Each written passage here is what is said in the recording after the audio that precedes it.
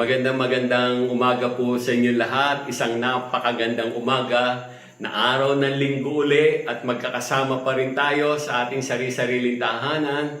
Despite na ganito po ang ating sitwasyon ngayon, pero hindi pwedeng maputol ang gawain ng Panginoon ang patuloy na pag-aaral ng Kanyang salita at pagsamba sa Kanya. Pero bago po ako tuloy ang mangaral, ipahayag ang salita ng Diyos, tayo po muna ay manalangin. Panginoon, maraming salamat sa pagkakataon na binigay mo. Isang napakalaking himala na talaga ang salita mo ay hindi pwedeng matigil sa pagpapahayag. At ang araw nito ay napakalaga. Bigyan mo ko ng kapuspusan ng banal na Espiritu at tunay nga, Panginoon, maging mga tao nakikinig na saan man silang lugar ngayon, ang kapangyarihan mo ang dumaloy sa kanila. Amen and amen and amen. Praise God. At talaga napakabuti ng Diyos, no po? At lahat tayo naninibago sa sitwasyon na ito, no po? Despite na ganito ang ating sitwasyon, pero talagang may magandang plano ang Diyos sa atin lahat. Ang pinaka-title po ng ating pag-aaralan ngayon is about attitude of gratitude, no po? Attitude of gratitude. Ibig sabihin, walang tigil na pasasalamat, no po? Walang humpay na pasasalamat. Sa anumang sitwasyon na nangyayari sa atin na sa tingin ng ibang tao, maganda o hindi man maganda, pero still, walang tigil po ang ating pasasalamat. Sa kabila ng malaking problema na tinatahak ng napakaraming bansa ngayon, sa problema natin lahat. Pero bago po natin patuloy po nating pinag-aaralan ng salita ng Diyos, attitude of gratitude, ang pinaka-main text po natin ay nakasulat po sa Book of Philippians, chapter 4, verse 4 to 9. O sa Tagalog po, Pilipos, verse 4 to 9. No po? At kung nandyan na po kayong lahat, buksan po natin ang ating Biblia sa Book of Philippians, chapter 4, verse 4 to 9. No po? Ako po, babasahin ko po sa inyo lahat sa Tagalog. Ang sabi po dito, magalak kayo lagi sa Panginoon. Inuulit ko, magalak kayo. No po? Ipadama ninyo sa lahat ang inyong kabutihang loob. Malapit nang dumating ang Panginoon. Huwag kayong mabalisa tungkol sa anumang bagay. Sa halip, hingin ninyo sa Diyos ang lahat ng inyong kailangan sa pamamagitan ng panalangin may pasasalamat. No po? Ang verse 7 po, ang sabi ng verse 7 naman, at ang kapayapaan ng Diyos na hindi kayang maunawaan ng tao ay siyang mag-iingat sa inyong puso at pag-iisip dahil sa inyong pakikipag-isa kay Kristo Jesus. Sa verse 8 po, ang sabi po dito, bilang pagtatapos, mga kapatid, dapat maging laman ng inyong isip ang mga bagay na karapat-dapat, kapuri-puri, mga bagay na totoo, marangal, matuwid, malinis, kaibig-ibig, at kagalang-galang. No po? At ang last verse po sa verse 9, isagawa ninyo ang lahat ng inyong natutuhan, no po, tinanggap, narinig, at nakita sa akin, sa gayon sa inyo ang Diyos na nagbibigay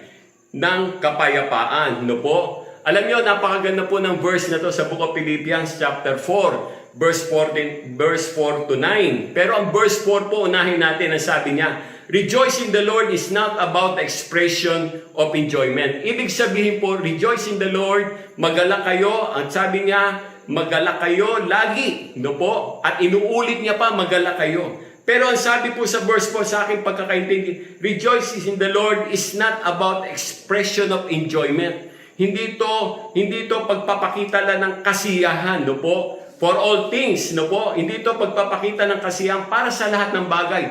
But in all things, kundi ito ay kagalakan sa lahat ng pagkakataon. Yun po ang sabi ni Paul. Ito'y kagalakan sa lahat ng pagkakataon. Because of the miracle connection to God. No po? Dahil may hiwaga o may himala ng pagkakakonektado natin sa Diyos na buhay. Ang ibig sabihin po nun, secured and protected by so much love of God. No po, secured ang Kristiyano at protected ang mga Kristiyano ng sobrang tindi ng pag-ibig ng ating Panginoon. No po? This is why Paul repeated and insist to rejoice. Kita mo, sinabi nga, magala kayo, at inuulit ko, magala kayo. No po? Ininsist niya at paulit-ulit niya sinabi, you have a divine connection to God.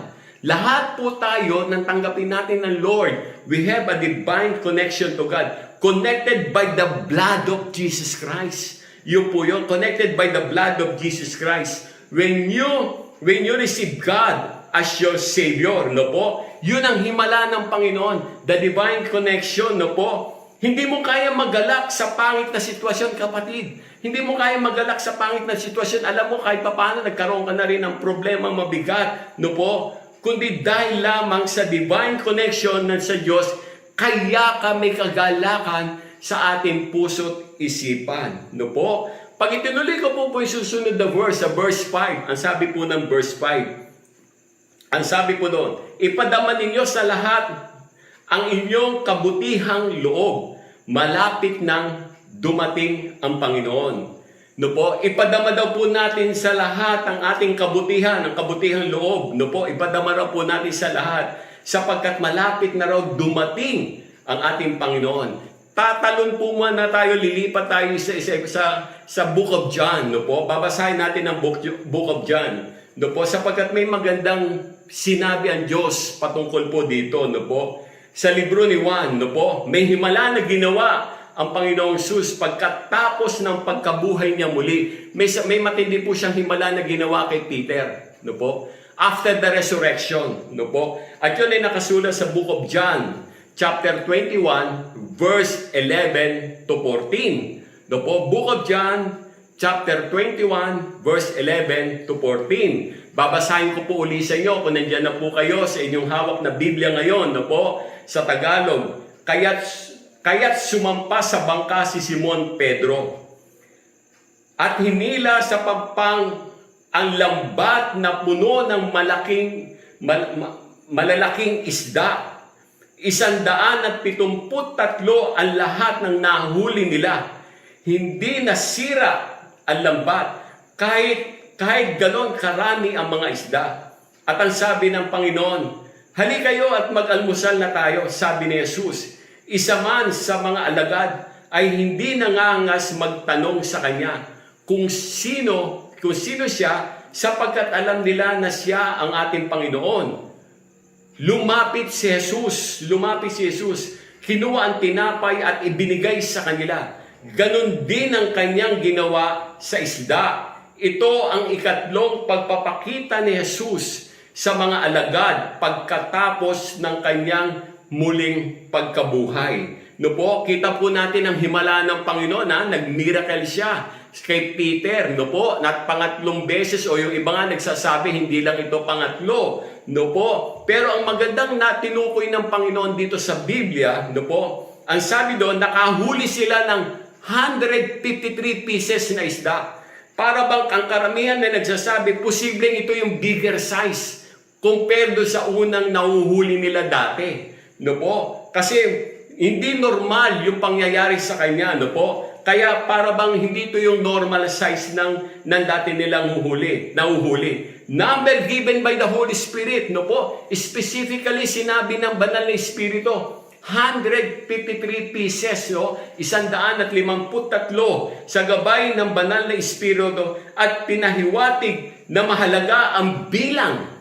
Mahalaga po ang bilang, no po? Mahalaga ang bilang. Because they are not only pieces of man, no po? And not piece per se. Ibig sabihin, sila ang tinutukoy ng Lord sa kanya kay Peter, you are a pieces of man. Hindi ka lang basta mangingisda, no po? Na isang hanap buhay, no po? God can do great miracle, no po? Kayang gumawa ng Panginoon ng matinding miracle. He provide all our needs. He proved many times sa maraming bagay, pinatunayan niya na po sa atin yan. Even the food for our physical body. It is very important, maraming himala patungkol sa pagpapakain ng Diyos. Marami ng himala. Hindi ko na po bibigkasin yung maraming himala na yon. At alam natin karamihan doon, no po? So, ibig sabihin na talagang na nakasulat sa Biblia kung gaano katindi ang himala ng Panginoon. At pagkatapos nilang kumain, yun po yung isang pangyayari sa kanila. So nakakain na sila, kumakain na sila, sabihin na natin. Pagkatapos nilang kumain, no po, ang sabi dito, may sinabi si Lord kay Peter. May sinabi si Lord kay Peter. Sabi niya sa Book of John 21, ituloy po natin, verse 15 to 17 naman. Verse 15 to 17 naman. Ituloy po natin. When they had finished eating, sabi doon, Jesus said to Simon Peter, Simon, son of John, do you love me more than this? Sabi niya, yes, Lord, he said, you know that I love you. Jesus said, feed my lamb. Sa verse 16 naman, ang sabi niya, again, Jesus said, Simon, son of John, do you love me? He answered, yes, Lord, you know that I love you. Jesus said, take care of my sheep. And the third time, sa verse 17, ang sabi po doon, Simon, son of John, do you love me?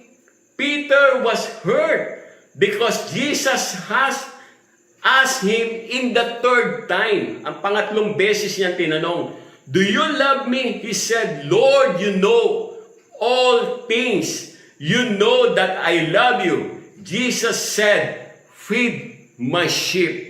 No po? Ito yung mga binigkas ng Panginoon kay Peter pagkatapos siya manghimala, pagkatapos siyang kainin yung himala ng pagkain na yon, then nagtanong si Lord kay Peter. No po? At sa tatlong tanang na yon, ang sabi po doon, the word he said more than this, yung una pong binasa natin. Sabi niya, Simon, son of John, do you love me more than this? Sabi niya, higit ba, mahal mo ba ako, Pedro? Higit doon sa himalang ginawa ko sa iyo na nakahuli ka ng 173 isda na napakarami? Sabi niya, yun ang tinatanong niya, it means more than the food that God provide. Or money, higit pa sa pagkain na kanyang pinurubay, or higit pa sa pera, or higit pa sa comfort, or higit pa sa enjoyment of life, or success that you have now. Yun ang sinasabi, more than this, mahal mo ba ako? More than this, yun ang sinasabi niya. But Peter answered, yes. Yung sagot niyang yes, it is an absolute, nakakasigurado si Pedro. No po? It is an absolute, nakakasigurado din siya. The answer is the complete confirmation that he loved Jesus Christ as a co-worker of God. No po? Peter know on his best knowledge, sa kanyang kaalaman, sa kanyang kaabot ng kanyang kaalaman, alam ni Jesus Christ na mahal ko siya. Jesus Christ already know that Peter so much loved him. No po? In the best knowledge of Peter, alam na ito, it is very obvious na alam nito ni Lord na mahal ko siya. No po? Yun ang sinasabi, kaya sumagot siya ng yes. No po? But Jesus Christ would like to confirm to Peter on his own mouth the level and the kind of love that he has. No po? Jesus Christ would like to confirm, gusto ma-confirm ni Jesus Christ sa mismong bibig ni Pedro, the level kung ano ang taas o antas o klase ng pag-ibig that he has, kung ano ang klase ng pag-ibig meron si Pedro, to confirm that he can do what Jesus Christ asked him. Para ma-confirm kung magagawa ni Peter ang hinihiling ni Jesus Christ sa kanya. No po? And it is feed my lamb. Yun ang sinabi ng Panginoon kay Peter, feed my lamb. It speaks a young sheep almost a month-year-old. No po? Almost a month old. No po? Yun ang ibig niya sabihin. Pag ako mismo, tinukoy ko yung pangyayaring ito, pinag-aralan ko ang pangyayaring ito, spiritually young in faith ang tinutukoy niya. Spiritually young in faith. You need to find them. Yun ang ibig sabihin ni Jesus Christ kay Peter. You need to find them. You need to assure to me, Peter, that they will be fed well on time and complete nutrition of the Word of God. Ang ibig sabihin ni Lord kay Peter, hanapin mo sila, Peter. Pedro, hanapin mo sila. Kailangan, Peter, siguraduhin mo sa akin. You need to assure to me. Kailangan siguraduhin mo sa akin that they will feed well. Sila ay kumakain sa tamang oras, sa tamang panahon. No po? At ang complete nutrition, ang sustansya ng salita ng Diyos, you need to have an extra effort to do that. Kailangan talaga magkaroon ka ng extra effort para magawa mo yon. Yun ang sinasabi ni Lord kay Peter. No po? Kung babalikan natin yung unang binasa natin, ang himala niya sa pagkain, He provide 153 pieces na fish na nahuli ni Peter. No po? Hindi naman siya humingi ng tulong kay Peter para maghimala. No po? Siya ang naghimala kay Pedro at binigay niya yung napakaraming isda. Hindi siya humingi ng tulong. Pero ngayon, sinabi niya kay Peter at may pinagagawa si Lord kay Peter to feed the lamb. Speaks of spiritual food. No po? Speaks of spiritual food. You listen to the word of God. Nakikinig tayo sa salita ng Diyos katulad ngayon because of the technology at the present time na po. Pero paano naman yung iba na hindi kayang abutin ng teknolohiya o walang kakayahan? Do you have a burden to them? Meron ka bang talagang interest o burden na para abutin mo pa sila? Jesus Christ always think of them. Laging iniisip ng Panginoon ang lahat. No po? Yung may kakayahan at walang kakayahan. What is our part in this present situation?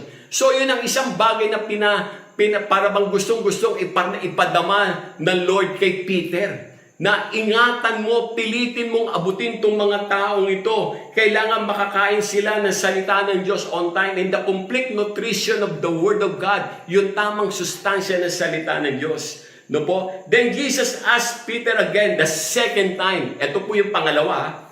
Ito po yung pangalawa. At same answer na sinabi ni Peter, no? Tinanong siya ng pangalawa. Then Jesus said, take care of my sheep. No po? Take care of my sheep. Sheep are those Christian immaturity level. Ito po yung mga nasa maturity level na. But why Jesus remind Peter to take care of those Christian in a maturity level? No po? It means give them guidance. Itong mga Kristiyano, gabayan mo sila. Give them protection. Proteksyonan mo sila. Train them in the way that they make them strong in faith. Kailangan turuan mo sila na talagang maging matibay ang kanilang pananampalataya and become an independent. Na kaya nilang mabuhay na mag-isa sa pananampalataya sa Diyos na buhay. No po? Lalo na sa mga ganitong pagkakataon na talagang hindi tayo didepende do sa church building natin, sa mga nagpipreach sa harapan natin. No po? Pero nagkakaroon tayo ng pagkakataon. No po? Pangalagaan mo itong mga sheep na ito, yun ang ibig niya sabihin. Na kayo na lang na kaya nilang lumaban sa hamon ng buhay sa pamamagitan ng kanilang pananampalataya at mabuhay na mag-isa. No po? Ito yung training na sinasabi, ito yung guidance na sinasabi doon sa mga Christian na yon. No po? Despite na sa level of maturity na sila, at kaya nilang ipahayag ang pag-ibig ng Diyos sa tao.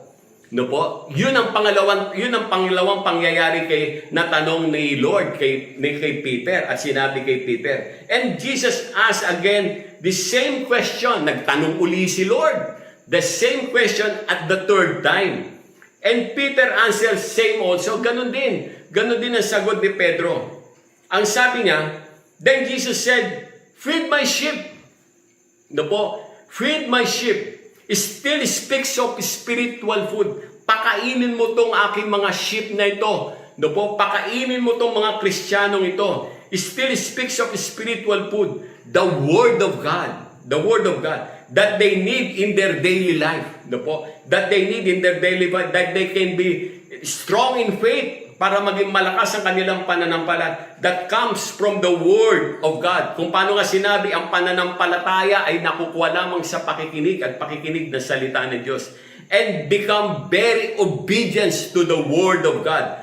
To spread the gospel, the source of real success. So kung titingnan natin from the lamb to the sheep, take care and feeding by spiritual food, complete ang training. No po? Complete ang training. Kailangan maging matibay ang kanilang pananampalataya. Yun ang pinakasigurado ni Lord. Yun ang pinakasigurado ni Lord kasi masipag kang mag-alaga sa kanila at hindi mo sila sinusukuan. Yun ang gustong mangyari ni Lord na sinasabi niya kay Peter na dapat gawin ng lahat ng mga Kristiyano lalo na sa ganitong sitwasyon. Gamitin ko muna ang humingi. Gamitin ko muna yung word na para bang humingi ng tulong. Humingi ng tulong si Lord kay Peter para ipahayag ang salita ng Diyos. Pero nung naghimala siya sa pagkain, hindi siya humingi ng tulong. No po? Napakaganda ng ginawa ng Panginoon. But of course, higit na maganda yung ginawa niya. Pero kay Peter, na tinutukoy niya, hindi lang naman si Peter, kundi tayong lahat ng mga Kristiyano na sinasabihan. Si Peter, sinisimbolo lang niya ang napakaraming Kristiyano. At sinasabi niya, anak, Peter, huwag mong pabayaan yung mga lamb, yung mga young in faith. Hanapin mo sila. Kailangan nila ng proper nutrition. Kailangan nila ng Word of God. Kailangan gabayan mo sila. At itong mga maturity level naman ito, i-guide mo pa rin sila kung anong gagawin nila. Turuan mo pa rin sila. I-train mo pa rin sila para maging matibay ang kanilang pananampalataya at maging independent nila at kaya nilang ipahayag ang salita at ipalaganap ang salita ng Diyos. So kung mapapansin po natin, talagang ang Diyos mismo, napakalawak ng kanyang kaisipan. Napakalawak ng kanyang pinaplano at iniisip. No po? Ngayon po, babalikan naman natin uli yung kanina sa Book of Philippians. No po? Balik po tayo uli sa Book of Philippians. Umpisahan ko po uli sa verse 6. Sa verse 6, no po? Sabi po dito, huwag kayong mabalisa tungkol sa anumang bagay, sa halip hingin ninyo sa Diyos ang lahat ng inyong kailangan sa pamamagitan ng panalangin may pasasalamat. No po? Ulitin ko po. Huwag kayong mabalisa tungkol sa anumang bagay. Sabi niya, huwag kayong mabalisa tungkol sa anumang bagay. No po? Huwag daw tayong mag-alala o mabalisa sa anumang mga bagay. Sa halip, hingin ninyo sa Diyos ang lahat ng inyong kailangan sa pamamagitan ng panalangin may pasasalamat. Yung panalangin may pasasalamat kasi po may kasiguraduhan ka na. Kaya may pasasalamat na kagad. There is already an assurance, no po? Dahil sa miracle of connection to God. No po? Kaya may pasasalamat ka na talagang kasiguraduhan na andun na yung answered prayer. No po? Andun na yung faith, andun na yung answered prayer. Kasi it is a miracle of connection to God. It is a miracle, may hiwaga ang pagkakaroon natin ng magandang connection sa Diyos na buhay. Because of salvation, nang tanggapin natin si Lord as a Lord and Savior na ating tagapagligtas. At magsisi tayo sa ating mga kasalanan. No po? Pero kita nyo, the miracle of connection to God. No po? And from that prayer, you can withdraw to God kung ano man ang kailangan mo, kung ano man ang hinihiling mo, ibibigay ng Panginoon basta ito ayon sa kanyang basta ito ayon sa kanyang kalooban. May divine connection ka kay Lord, kapatid. Kapatid, yun na ang tandaan mo. You have a divine connection to God. Kailangan matibay ang pananalig at pananampalataya mo diyan. Whatever situation ng buhay, kahit wala pa itong matinding problema ito ng buong mundo, yung normal na pamumuhay mo na humaharap ka sa iba't ibang pagsubok, tanda mo, you have a divine connection to God. No po? You have a divine connection to God. Because nung nagkaroon tayo ng salvation, nung naging anak tayo ng Panginoon, huwag mong bibitawan yan. May malaking himala na gagawin ng Panginoon dyan. No po? Pag pinuntahan naman natin, no po, ang verse 7 ng Book of Philippians, ang sabi po dito, at ang kapayapaan ng Diyos na hindi kayang maunawaan ng tao, ang siyang mag-iingat sa iyong puso at pag-iisip dahil sa iyong pakikipag-isa kay Kristo. No po, ulitin ko po. At ang kapayapaan ng Diyos na hindi kayang maunawaan ng tao ang siyang mag-iingat sa inyong puso at pag-iisip dahil sa iyong pakikipag-isa kay Kristo Jesus. It is about the miracle of peace of God.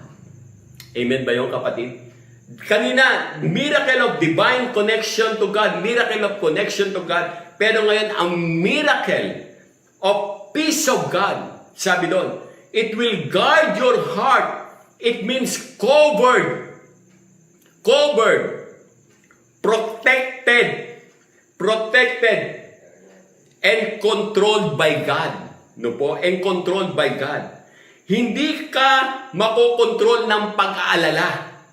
Kasi na-overcome ito ng himala ng kapayapaan ng Diyos na buhay. No po? Basta nagkukusa ang lahat ng bagay nito na hindi kayang abutin ng iyong pag-iisip. The miracle peace of God. No po? Ang miracle na ito, ang himala ng kapayapaan ng Diyos, nagkukusa yan. Kaya nga hindi nga kayang abutin ng pag-iisip eh. So, hindi mo talaga malalaman kung paano at kailan, kung bakit nangyayari. Basta nagpa-function na lang yan. Magugulat ka na lang. Whatever situation of life na talagang humaharap ka man sa anumang klase ng problema, humaharap ka man sa anumang klase ng sitwasyon, katulad ngayon sa malaking problema ng buong mundo ngayon na hindi natin maintindihan. For the very first time sa edad natin ito, kung anong edad ka meron ngayon, talagang history na yan ng buhay mo na talagang nangyari itong sitwasyon. But it is the miracle peace of God. Guard your heart. It means covered, protected, and controlled by God. No po? Controlled na by God. Kaya nga yun ang isang napakagandang himala ng Panginoon eh. Amen po ba doon? Amen ba kapatid? Na talagang ikaw mismo, despite na ang lawak, hindi ka pa nga daw nagkakasakit, pero para na virus ka na rin. No po? Kasi nawalan ng laman ng bulsa mo, nagkaroon nawalan ng trabaho, tumigil ang ikot ng mundo, na paano na itong mga ganitong bagay, ang dami mong para bang pumapasok sa isip mo, pero magugulat ka, may himalang ginagawa ang Panginoon, the miracle peace of God, na talagang ang Diyos ang kikilos, palalakasin niya ang pananampalataya mo. No po? Panalakasin niya ang pananampalataya mo, kapatid. Sabi pa nga dito, tuloy ko po yung aking binabasa sa verse 8 naman ng Book of Philippians. Sabi po dito sa verse 8 ng Book of Philippians. Sabi po dito, bilang pagtatapos, mga kapatid, dapat maging laman ng inyong isipan, ng inyong isip, ang mga bagay na karapat-dapat. No po? At kapuri-puri, at mga bagay na totoo, marangal, matuwid, malinis, at kaibig-ibig, at kagalang-galang. No po? Yun po ang sabi ng Philippians chapter 4 verse 8 sa Tagalog nito. Bilang pagtatapos mga kapatid, dapat maging laman ng inyong isip ang mga bagay na karapat-dapat, kapuri-puri, mga bagay na totoo, marangal, matuwid, malinis, kaibig-ibig, at kagalang-galang. No po, ibig sabihin, dapat ito yung laman ng ating isipan. Dapat mag-iisip tayo ng mga bagay na sabi po dito, mga bagay na karapat-dapat. Dapat daw mag-iisip ka ng mga bagay na karapat-dapat. So, ang gagawin mo, mag-isip ka ng bagay na karapat-dapat. Nung nagawa mo na yung mga bagay na karapat-dapat, mag-isip ka uli. Mag-isip ka uli. No po, ang iisipin mo naman, kapuri-puri. Kapuri-puri naman ang iisipin mo. Nung naisip mo na yung kapuri-puri at ginawa mo na yung kapuri-puri, mag-isip ka na naman ng mga bagay na totoo. Yung totoo. Nung nagawa mo na yung totoo, no po, at nagampanan mo na yung totoo, mag-isip ka na naman. No po, mag-isip ka na naman. At mag-isip ka ng mga bagay na marangal. Marangal naman. At nung nagawa mo na yung bagay na marangal, mag-isip ka pa uli. No po, tama ba ako? Mag-isip ka pa uli ng mga bagay na matuwid naman. No po, matuwid. Nung nagawa mo na yung matuwid, mag-isip ka pa uli. Mag-isip ka naman ng bagay na malinis. No po? Nung nagawa mo na yung malinis at nagampanan mo na, mag-isip ka pa uli No po, kaibig-ibig naman ang gawin mo at isipin mo. At nung nagawa mo naman ang naisip mo na yung kaibig-ibig, kagalang-galang naman ang gawin mo. At marami pang bagay na pwede kang gawin. No po, marami pang bagay na pwede kang gawin. Kaya nga, pray earnestly. Pray. No po? Then think. No po? Mag-isip ka, ask wisdom from God. Don't close the door of opportunity that there is a small space to do something. Huwag mong isara ang pintuan ng pagkakataon na maaring may maliit na space pa, no po, para may magawa ka pa. Don't lock down your faith, kapatid. Kapatid, huwag mong i-lockdown ang faith mo. No po? Nag-lockdown lang ang buong paligid natin, kapatid, pero pananampalataya mo, huwag mong i-lockdown ang pananampalataya mo. No po? Kaya nga, gagawa ka ng mga paraan. Halimbawa, may ka list of person that you need to follow up. Maaaring pwede kang gumawa ng mga listahan ng mga tao na pwede mong i-follow up. Using multimedia, same what we do now. No po? Messenger, whatever, Facebook, no po, o iba pa na alam mo, no po. Or you can follow up those person na malapit sa iyo na hindi naman makukompromise ang kaligtasan mo. Yun ang ibig ko pong sabihin. At kami mismo, sabi ko nga, hindi ko rin nakalaing mangyari to na because of the big problem, no po, at talagang matindi ang problema rin sa signal, sabihin na natin, doon sa mga taong medyo may kakapusan sa kakayahan, no po, and they don't have a load para sa kanilang cellphone, no po. Then, tanong ako ng tanong, paano maririnig yung preaching every Sunday na nanggagaling ng Cubao, no po? Samantalang nung natuklasan ko na hindi pala nila narinig at wala silang kakayahan, mahina pa ang signal. Bilang sinabi ni Brother Bert, yung kasama ko po, may isa siyang naisip, yung share it daw, share it. No po, share it. Actually, first time ko lang narinig yun. Di ko na ang Bluetooth na naintindihan ko. Pero yung pala parang pinabilis na Bluetooth, sabihin na natin. No po, sige, gawin natin kung pwede. So, ginawa namin yon hanggang sa naipasa, isinend doon sa isang Kristiyano na may wifi, pumunta yung isang Kristiyano, kinapin niya through share it, lumakad siya pa uwi ng bahay, dumaan siya doon sa isang kapitbahay niya na membro din ng church, tapos sinare it din niya. Then yung kapitbahay na yun, kinabukasan pumunta siya doon sa hawak niyang Bible study na malapit lang sa kanya. Then sinare it din niya. Nagulat ako, Monday, Tuesday, Wednesday, kumalat na kagad. Napalitaan ko na kumalat na kagad at natuwa sila, nagkaroon ng malaking pakinabang. After many days, kung pagkaraan ng ilang araw, doon ko na-realize, sabi ko, bakit kami umabot sa ganito? Doon ko naintindihan, bakit kami umabot sa ganito? Na talagang, ito na pala ang nangyayari sa paligid ngayon. No po? Ito na pala. At ang dami naglaro sa aking, ang dami naglaro sa aking isipan. No po? Actually, ang isang pinakamahalaga pa rin na lagi ko sinasabi, yung wag natin pabayaan yung ating family o group devotion. Isa pa po yun. Kaya po, ini-encourage ko ang mga taga-Radiance, no po, saan man kayong lugar, every day, every night, gabi-gabi, kapatid, ipunin mo yung pamilya mo. Kung maaari, kung sino nandoon sa tahanan na yon, pakiusapan mo sila sapagkat kailangan natin ng ating Panginoon ngayon. Mag-family devotion kayo, mag-pray kayo sabay-sabay, mag-aral kayo ng salita sabay-sabay. No po, gabi-gabi po yun, maging sa aming pamilya, gabi-gabi po yung ginagawa. Sa ganitong pagkakataon, hindi ka pwedeng magpaisi-isi na talagang, despite na maaring komportable ka sa bahay nyo, may magandang sitwasyon ka sa bahay nyo, pero hindi ka pwedeng magtiwala. Kaya po ini-encourage ko ang lahat po ng mga nanonood ngayon, pilitin po natin, no po, pilitin mo po natin na talagang yun ang isang pamamaraan na kung saan mapakain ang mga Kristiyano ng salita ng Diyos at tayo mismo sa ating sariling tahanan, magtutulungan tayo. Mga kapatid, maraming salamat sa pagkakataon na nakinig ka dito sa mensahe ng Panginoon. At maaaring meron po dito na hindi namin kasamahan sa church pero nagkaroon ka ng pagkakataon makapakinig ng salitang ito. No po? At hindi man kita kilala, kapatid, gusto ko sabihin sa iyo, mahal na mahal ka ng ating Panginoon. Sino ka man, mahal na mahal ka ng Panginoon. At kung may pagkakataon, kapatid, gusto kong anyayahan ka ngayon na manalangin tayo, no po? Para po ito sa mga tao na for the very first time na nakarinig ka ng salita ng Diyos na ganito, gusto kong iparating sa iyo na mahal ka ng ating Panginoon.